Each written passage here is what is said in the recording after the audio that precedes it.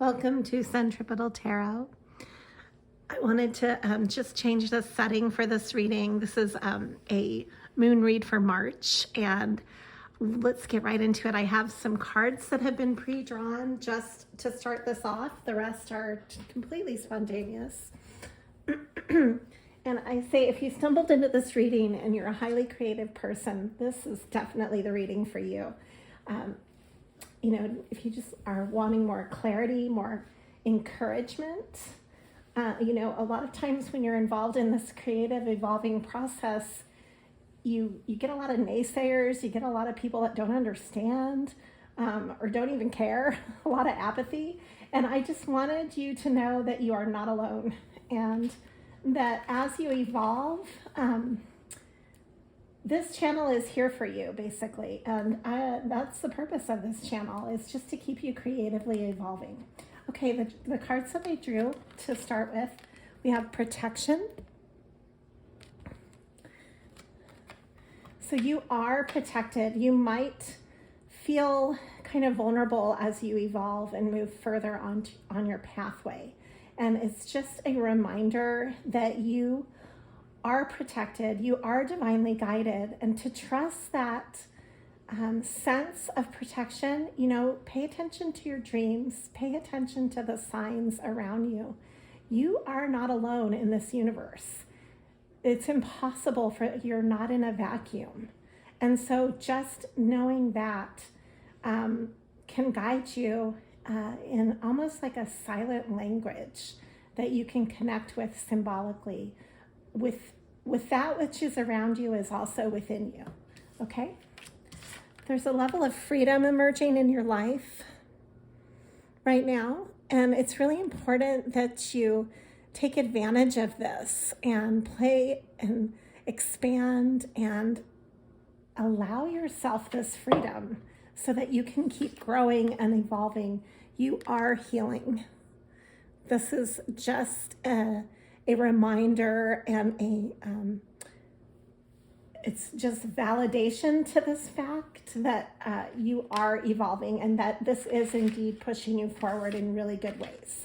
So that's just an assurance, a little pre-draw there that we could get into. I wanted to, I'm going to now pull some cards. I'm feeling actually these decks right here. So I want to pick from these decks. This is actually the oldest deck that I own. These are mother piece cards that are created by Vicki Noble back in the 60s. She was a pioneer of tarot and artists, and she created this round mother piece deck. It has a lot of goddess energy type themes to it. It's really nice. It's actually the first deck that I've ever had. I have had this deck since I was about 12. So 12 years old. That's been quite a lifetime ago. And I'm just going to use this deck though today. I don't know, something made me want to pull it out and from the archives of my belongings and put this into this reading today. It's a very grounding deck. I'm sure that's why. And I feel it was just speaking to me. So yes, and I felt this energy like you're coming out of the end of a cycle, okay? This is the 10 of Swords. It's reversed. You're coming out of that. It's like you really are clearing so much negativity, so much past crap that you don't need to hold on to anymore. And you're really falling in love with yourself right now, and in a good way, not in an egotistical way. Drop your ego at the door. This is about filling your own cup and how important that is. This is the Ace of Cups. We have the divine dive here into your sense of love and loyalty to your own pathway. And the two swans are here, which I think swans are just magical creatures. I go hiking a lot by the river, and I always run into these swans. And every time I see them, it's just like such a rush of really special, sacred presence about swans. And I do believe that they mate for life.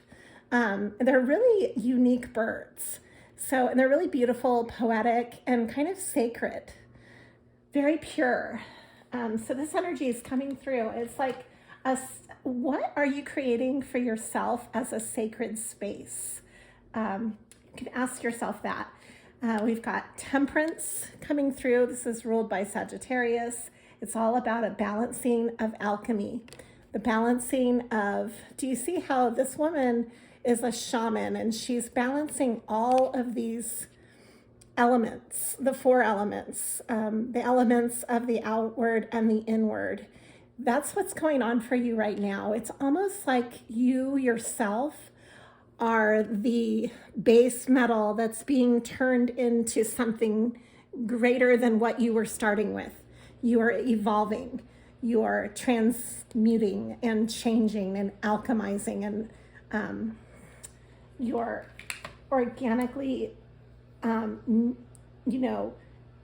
transforming in a way that is both inward and outward. And it's really exciting, and it can probably be kind of confusing at times as you evolve further onto your creative path. I'm just trying a few right now, and then I'll get into it.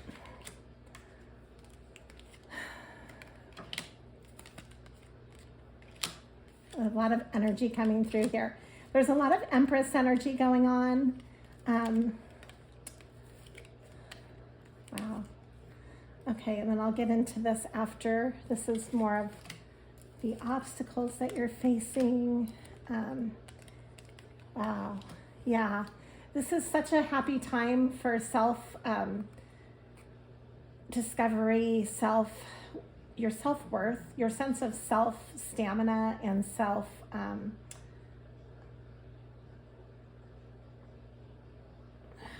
emergence, I guess is the best way to say this. I feel like a sense of balancing is going on here that is really important and nurturing. It's like very Empress energy, I feel. But it's also the upright emperor. It's kind of the amalgamation of both. It's a very balanced sense. And it's going into, we've got the Priestess of Discs here. She's the good Earth Mother. This is the priest. This is the same card can be identified as the Queen of Pentacles.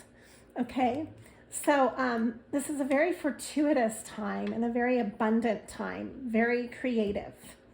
But then we also have the Son of Swords, which is the same as the Knight of Swords, I would say, or you can even compare it to the King of Swords too. It's kind of in between the two. So it's a feeling of, on the masculine side, it's a feeling of utmost awareness of truth and analytical awareness. It's like a sense of poise. And then on this other side, I kind of see it as a left and right brain thing here. We've got this sense of ultimate creative consciousness. Okay, so you have poise and creative consciousness. And around these energies is the Lovers, which is really nice. So I'm combining these together because to me, that is like the two coming together. And the Lovers is a choice to go on a pathway that has to do with that collaboration. So then we have the Six of Discs, or the Six of Coins. This is the Six of Discs in this deck. And it shows a woman healing. It's a very healing card in this particular deck. It is always a card that kind of goes, for me, I always see it as a very generous card. It's a card of giving of yourself and your gifts. So this is definitely a time to not only connect with your gifts, but to find opportunities to be giving of your gifts. Because as you do that, it will move you through, and I think this is part of the healing energy. It gives you a sense of grounding your anxiety. We've got the 5 of discs here, where you might have been feeling left out in the cold or a sense of isolation in your life. We also have the Daughter of Cups. This is the same as the Knight of Cups. And then we have the Hanged Man, or the Hanged One.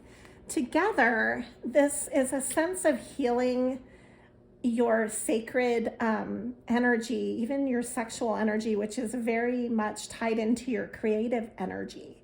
So the more that you can connect with your creative energy in really positive ways and in more nourishing, nurturing, and giving ways within your own life, then the more you accept that for your own sacred space as well. It's like a symbiotic relationship, and it what you're getting to here is the 9 of Cups. This is kind of the ultimate wishing card, is what this card is called in this particular deck.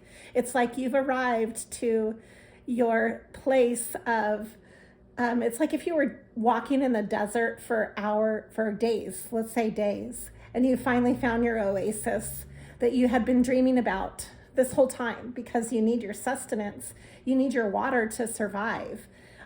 This is that feeling of coming home to that and finding your oasis. And it's a creative embarkment and sacred space that you're learning to cultivate in your life, and learning how to connect this with others around you. And that's really important for your pathway to, for your sense of love and connection in the bigger scope of things, in the bigger picture. What you're healing and some of the obstacles that you're getting through are being kind of on your own journey, or feeling like you've been kind of going through like a vision quest. This is the 5 of Swords with the, in this deck, it's called the Shaman of Discs. Would be the same as the, let's see, I'm trying to translate it for other mainstream tarot, would be,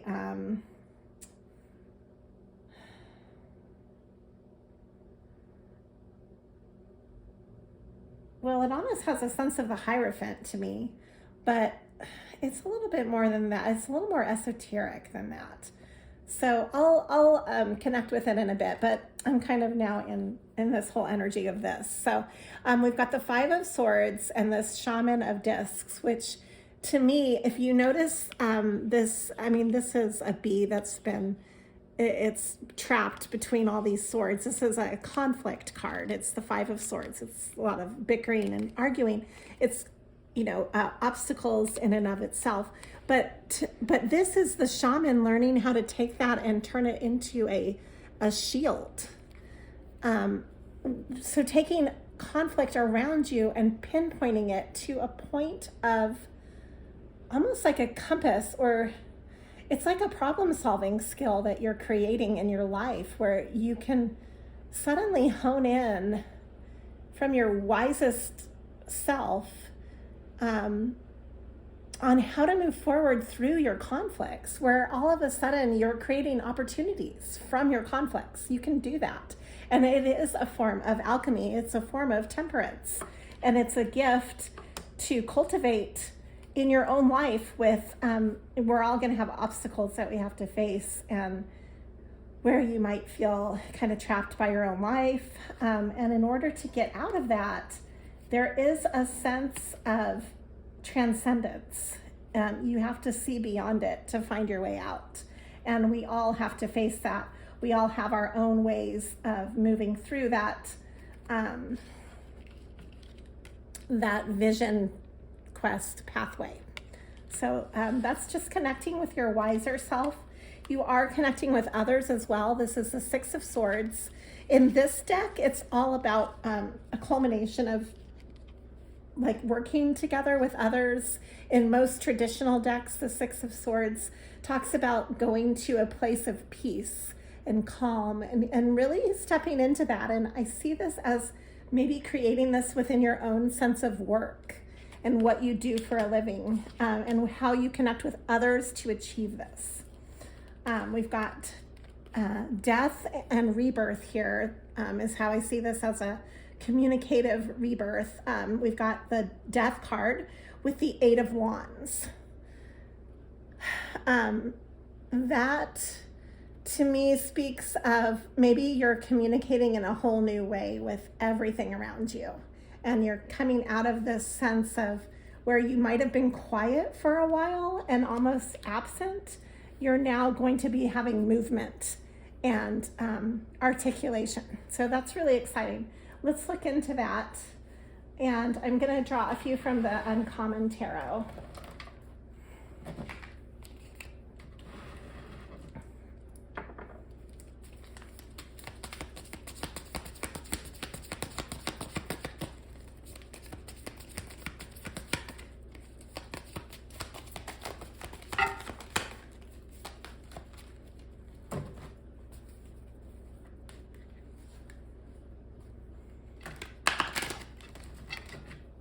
Okay, so we've got the 8 of coins, 8 of pentacles, the magician.